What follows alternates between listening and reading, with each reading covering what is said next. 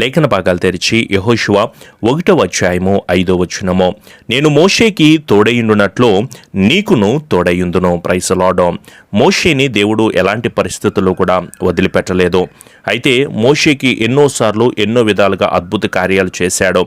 ఆకాశం నుంచి మన్నాను కురిపించాడు, బండ నుంచి నీళ్లను దయచేశాడు, పగలు మేఘస్తంభమై రాత్రి అగ్నిస్తంభమై ఇశ్రాయేలీయులకి దేవుడు తోడై ఉన్నాడు. అయితే మోషే మరణించిన తర్వాత ఈ బాధ్యతలన్నీ ఎవరు తీసుకుంటారో? అహరోన ఆ బాధ్యతలు ఇవ్వలేదే. కానీ యెహోషువకి దేవుడు ఎందుకు అన్ని బాధ్యతలు ఇచ్చాడో, అయితే యెహోషువతో బాధ్యతనివ్వడమే కాదు, ఆ వాగ్దానంతో నడిపిస్తున్నాడో. నేను నీకు తోడై ఉంటాను, నువ్వు దిగులు పడాల్సిన అవసరం లేదు, నిన్ను విడువను, నిన్ను ఎడబాయను, నిబ్బరం కలిగి నీవు ధైర్యంగా ఉండు. నీ పితరులతో నేను చేసిన వాగ్దానమును బట్టి నీవు నిబ్బరంగా, ధైర్యంగా, జాగ్రత్తగా, బహుధైర్యంగా ఉండు. నేను నా సేవకుడైన మోషేకి ఏ విధంగా అయితే ఆజ్ఞలు ఇచ్చానో అదే ప్రకారమైన ఆజ్ఞలు నీవు కూడా అనుసరించి నడువు, నేను నీకు తప్పక తోడై ఉంటాను అని చెప్పేసి మాట్లాడుతున్నాడు ఆయన. అప్పుడే కాదు, ఇప్పుడే కాదు, నిన్న నేడు నిరంతరము కూడా ఏకరీతిగా ఉంటున్న దేవుడు చెప్తున్న మాట, నేను నీకు తోడై ఉంటాను. ఈ భయంకరమైన పరిస్థితుల్లో, ఈ కష్టకాలమైన పరిస్థితుల్లో కూడా ఏ మనుషులు మనకు తోడై ఉండట్లేదో, డాక్టర్లు కానీ, పోలీసులు కానీ, కార్మికులు కానీ, ప్రభుత్వాలు కానీ ఎన్నో రకాలైన కష్టపడుతూ ఉంటున్నా సరే ఈరోజు ఎవరు కూడా మనకి తోడై ఉంటున్న వాళ్ళుగా, ఎవరు మనకు ధైర్యాన్ని చెబుతున్న వాళ్ళుగా కనిపించట్లేదు. కానీ వాక్యము చెప్తుంది, శ్రమ దినమున నీవు కృంగిన ఎడల నీవు చేతకాని వాడివి అవుతావో, బాధల్లో నుంచి నేను నిన్ను విడిపిస్తాను అని మాట్లాడుతూ ఉంటున్నారో. లోకములో మీకు శ్రమ కలుగుతూ ఉంటుంది, అయినను మీరు ధైర్యం తెచ్చుకోండి. కొంతకాలము మీరు శ్రమ పడిన పిమ్మట నేనే మిమ్మల్ని పూర్ణులుగా చేసి స్థిరపరిచి బలపరుస్తారని దేవుని వాక్యం చెప్తా ఉంటే, అలనాడు మోషేతో మాట్లాడిన దేవుడు, యెహోషువతో మాట్లాడిన దేవుడు, నోవహు తన కుటుంబాన్ని అంతటినీ కూడా జలప్రళయంలో ఎలాంటి పరిస్థితులైనా సరే రక్షించిన దేవుడు. నిజమే కదా, ఈరోజు నీవు వస్తున్న కష్టాన్ని బట్టి, నష్టాన్ని బట్టి నీవు బాధపడాల్సిన అవసరం లేదో. ఎలాంటి పరిస్థితుల్లో, ఎలాంటి శోధనలు మనకు ఎదురవుతున్నా, ఎలాంటి బలహీనమైన పరిస్థితులు మనకు ఎదురవుతూ ఉంటున్నా, నువ్వు వెంటిలేటర్ మీద ఉండి ఒకవేళ పాజిటివ్ కేసెస్గా నమోదవుతూ ఇంట్లో సిమ్టమ్స్గా ఉండు, ఏం చేయాలో అర్థం కాక దయనీయమైన పరిస్థితులు ఎదురు చూస్తున్నావేమో. ఇలాంటి దుఃఖభరితమైన పరిస్థితుల్లో ఓ పక్క నుంచి అప్పులు, తినడానికి కూడా తిండి లేక భయంకరమైన పరిస్థితులకు వచ్చేస్తామేమో అని ఆలోచన చేస్తూ ఉంటున్న బిడ్డలారా, మీరేమి దిగులు పడాల్సిన అవసరం లేదో. అలనాడు యెహోషువకు నేను ఏ విధంగా అయితే తోడై ఉన్నానని మాట్లాడుతూ ఉంటున్నాడో, ఈరోజు మనకు కూడా తోడై ఉంటున్నాడో.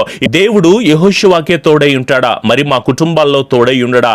ఎందుకు యెహోషువకి దేవుడు తోడై ఉండి అంత గొప్ప స్థితిలో నడిపించాడు అంటే, యెహోషువ నీతి కలిగిన వాడిగా బ్రతుకుతా ఉంటున్నాడో, నీతిమంతులను దేవుడు పరిశీలిస్తాను అని మాట్లాడుతున్నాడో, నీతిమంతుల సంతానమున పక్షాన ఉంటాను అని మాట్లాడుతూ ఉంటున్నాడో, నీతిమంతుడు మొర్రపెట్టగా ఆలకించి వారి శ్రమలన్నిటిలో నుంచి విడిపిస్తానని మాట్లాడుతున్నాడో, నీతిమంతులు ఎముకలు ఏది కూడా విరిగిపోకుండా నేను కాపాడుతానని మాట్లాడుతున్నాడో, నీతిమంతులు సంతానము భిక్షమెత్తకుండా నేను కాపాడుతానని మాట్లాడుతున్నాడో. మరి మీ సంగతి ఏంటి?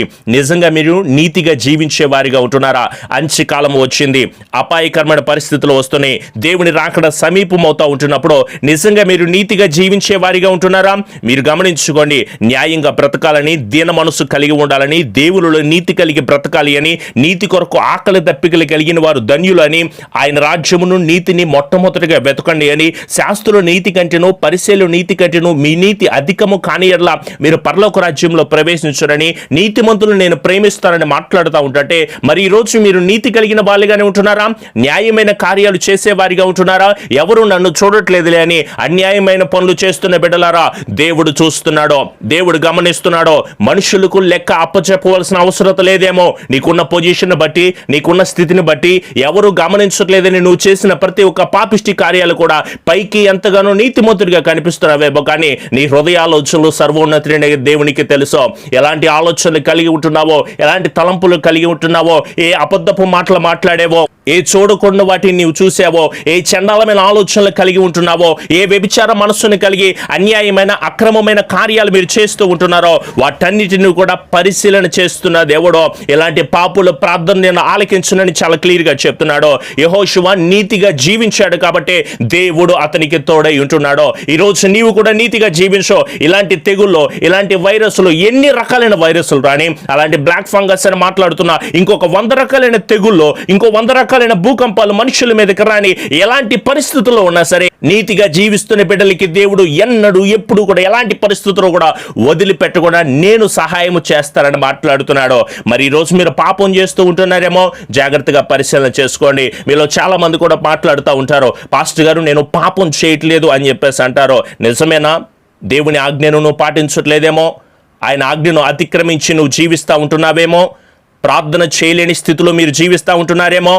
ఏదో పాస్టర్ గారు మీరు చెబుతూ ఉంటున్నారు కానీ నేను ప్రార్థనలో కనీసం ఆమెన్ అనలేకపోతున్నాను, ప్రార్థనలో ఏకీభవించి మోకాళ్ళ మీద కూడా ఉండలేకపోతున్నాను. సినిమాలు చూస్తావు, సీరియల్ చూస్తావు, గంటలు గంటలు ముసలమ్మ ముచ్చట్లు చెప్పుకుంటావు, వాళ్ళతో వీళ్ళతో ఎన్నో రకాలైన మాటలు మాట్లాడుతూ ఉంటావు. కానీ ప్రార్థన చేయకపోవడం కూడా పాపము కదా, దేవుడి సన్నిధికి వెళ్ళకపోవడం కూడా పాపము కదా, ఆయన నామమును వ్యర్థంగా ఉచ్చరిస్తే కూడా పాపము కదా, నీవు ఆయన కాడి మోయకపోతే, మారు మనసు పొందకపోతే కూడా పాపము కదా. మరి ఇలాంటి పాపాలు చేస్తున్న నీవో, ఇలాంటి పాప కార్యాలు చేస్తున్న నీవో ఇంకా దేవుడు నాకు తోడై ఉన్నాడు అని చెప్పేసి అనుకుంటే భ్రమపరిచే విషయమో. దయచేసి మీ అందరితో నేను గద్దించి చెప్పగలను, దేవుడు మనకు తోడై ఉన్నాడు. అంచుకాలమైన పరిస్థితుల్లో, అపాయకరమైన పరిస్థితుల్లో, భయంకరమైన పరిస్థితుల్లో మనం అందరం కూడా ఉంటున్నప్పుడు ఏలియా ప్రార్థన చేస్తూ ఉంటే ఆకాశం నుంచి అగ్నిని దింపిన విషయాన్ని మీరు మర్చిపోయారా? యేషుకేలు ప్రార్థన చేస్తూ ఉంటే అలాంటి పరిస్థితుల్లో ఎండిన ఎముకల్లో సైతము జీవాన్ని కలుగు చేసిన దేవుణ్ణి మర్చిపోయారా? యెహోషువ ప్రార్థన చేస్తూ ఉంటే సూర్యచంద్రుని నిలిపిన గొప్ప దేవుడు, గొర్రెలు కాచుకునే దావీదుని దేవుడు లేవనెత్తి మంచి ఉన్నతమైన స్థితిలో నిలబెట్టిన దేవుడు, సింహాల నోళ్ళను మూసి దానియేలుకి ఆ పరిస్థితుల్లో కూడా దేవుడు తోడైండు లేదా? ఈరోజు మీతో కూడా నేను చెప్తున్నాను, ఎలాంటి పరిస్థితుల్లో అయినా సరే ఆయన మనను ఎన్నడూ ఎప్పుడు ఎలాంటి పరిస్థితుల్లో కూడా విడనాడని దేవుడు, విడిచిపెట్టని దేవుడు. ఆ రోజు ఆయనే మాట్లాడుతూ మీరు నిబ్బరంగా ఉండండి, ధైర్యంగా ఉండండి, నేను నీకు తోడై ఉంటున్నాను అని చెప్పేసి మాట్లాడుతున్నాడు కదా. వాక్యం ఇటున్న మీ అందరితో కూడా చెప్పగలను, మనం ఇప్పుడున్న పరిస్థితిని బట్టి అధైర్యపడవద్దు, మనం ఫైట్ చేద్దాం ప్రార్థనతో. ప్రభువా నా దేశాన్ని రక్షించు, నా గ్రామాన్ని, నా ప్రాంతాన్ని, నా కాలనీస్ని, నా కుటుంబ సభ్యులకు మీరు క్షేమాన్ని కలుగు చేయండి. ఎందుకంటే మనం ప్రేమించిన వాళ్ళే మనకు దూరం అయిపోతూ ఉంటే చాలా బాధాకరమైన విషయము.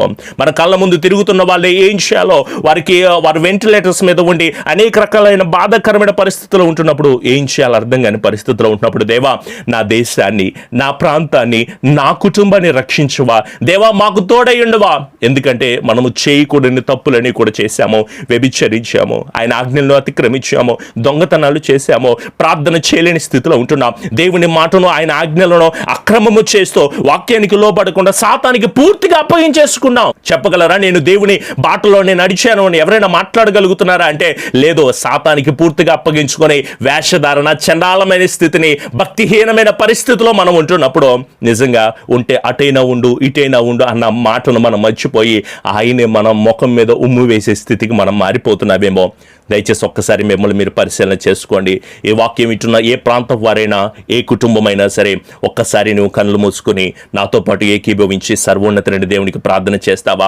అవునయ్యా, నువ్వు ఎలాంటి స్థితిని కలిగి ఉన్నా సరే ప్రభువా నా స్థితిని మార్చావు తండ్రి, నా కుటుంబాన్ని మార్చావు, నా బిడ్డలను మార్చావు. నేను భయంకరమైన పరిస్థితిలో ఉంటున్నప్పుడు దేవా ఒక్కసారి నీ కృపతో నన్ను తాకమని మనం అందరం కూడా కలిసి ప్రార్థన చేసేవారిగా ఉందాం. పరిశుద్ధుడా, కృపామయుడా, అత్యున్నతుడా, మమ్మల్ని మిక్కిలిగా ప్రేమించిన మా ప్రియ పరలోకపు తండ్రి, మరొక మారు నీ వాక్యము ద్వారా మమ్మల్ని మీరు బలపరిచినందుకు స్తోత్రములు తండ్రి. నీతిమంతులను ప్రేమిస్తారని, పాపము చేయి వారు నాకు అసహ్యులని మీరు మాట్లాడుతూ ఉంటున్నారు దేవా. ఈరోజు మా దేశ క్షేమం కోసం ప్రార్థన చేస్తున్నాము తండ్రి. భయంకరమైన కరోనా సమస్యతో బాధపడుతూ ఉంటున్నప్పుడు మా దేశానికి రక్షణ అనుగ్రహించండి, స్వస్థపరిచే యెహోవాను నేనే అని మాట్లాడుతూ ఉంటున్నారు దేవా. స్వస్థతనివ్వమని, నెమ్మదిని కలుగు చేయమని, శాంతి సమాధానాలు కలుగు చేయమని, మా కుటుంబాల్లో శాంతిని, కృపను మీరు అనుగ్రహించి బలమును దయచేయండి ప్రభువా. మా దుఃఖమునకు ప్రతిగా సంతోషాన్ని దయచేయండి, మా వేదనకు ప్రతిగా ఆశీర్వాదాన్ని కలుగు చేయండి, కన్నీరుకు ప్రతిగా దీవెనను కలుగు చేయండి, మా కష్టానికి ప్రతిగా పూదండను మీరు అనుగ్రహించే దేవా. ఈరోజు మేము అనేక రకాలైన బలహీనతలతో బాధపడుతూ ఉండగా, వేదనకరమైన పరిస్థితులతో మేము అందరం కూడా ఉండగా ప్రభా, ఎన్నో ఆర్థిక ఇబ్బందులతో, ఎన్నో కోర్టు సమస్యలతో, ఎన్నో అక్రమ సమస్యలతో, ఉద్యోగాల్లో తిండి లేక ఎన్నో అడ్డంకులుగా మారిపోతూ ఇలాంటి భయంకరమైన పరిస్థితుల్లో కూడా ప్రభా తినడానికి తిండి లేక బాధపడుతున్న ప్రతి ఒక్కరి పట్ల కూడా ప్రభా నీ కృప, నీ దీవెన, నీ ఆశీర్వాదము బిడ్డలకి మీరు అనుగ్రహించండి తండ్రి. నీతిమంతుల సంతానము భిక్ష మెత్తకుండా కాపాడు దేవా, నీతిమంతులను సంరక్షిస్తున్న దేవా, మాకు నిరంతరము కూడా తోడై ఉంటున్నారు ఉన్న దేవా, నీ నామాన్ని బట్టి స్తుతులు స్తోత్రాలు చెల్లిస్తూ ఈ దీనుల ప్రార్థనను ఆలకించమని, ఎవరైతే ఎంతమంది అయితే ప్రార్థన చేస్తున్నారో ప్రతి ఒక్క కుటుంబాన్ని, ఈరోజు ఫోన్ కాల్స్ మాట్లాడుతున్న ప్రతి ఒక్క కుటుంబానికి కూడా ప్రభా, ఎంతమంది అయితే పాజిటివ్ కేసులు నమోదవుతో బాధపడుతూ వేదన పడుతూ కృంగిపోయిన పరిస్థితిలో ఉంటున్నారు తండ్రి, వారందరికీ నీ కృపను దయచేయమని, నీ క్షేమాన్ని దయచేయమని, మమ్మల్ని ఎన్నడూ వదిలిపెట్టవద్దు దేవా, మమ్మల్ని ఎన్నడూ విరనాడకుండా మా కుటుంబాలకు క్షేమాన్ని అనుగ్రహిస్తూ స్థిరపరిచి, బలపరిచి, కృపనిచ్చి, క్షేమాన్నిచ్చి, సమృద్ధినిచ్చి, నడిపించి, స్థిరపరిచి నీ కృప దయచేయమని మా ప్రియ రక్షకుడైన యేసు నామములో అడుగుచున్నాము తండ్రి. Amen, amen. మన తండ్రి అయిన దీవెన, కుమారుని యొక్క కృప, పరిశుద్ధాత్మని అన్యోన్య సహవాసపు సన్నిధి ఎల్లకాలము ఈ రోజంతా బిడ్డలకు క్షేమం ఇచ్చి, సమృద్ధినిచ్చి, కృపనిచ్చి, మరలా మేము ఉదయకాలపు ప్రార్థనలో, రాత్రికాలపు కుటుంబ ప్రార్థనలో కలుసుకునే పనింతము నీ పరిపూర్ణమైన ఆత్మశక్తి బిడ్డలకు తోడై ఉండి నడిపించబడును గాక. ఆమెన్.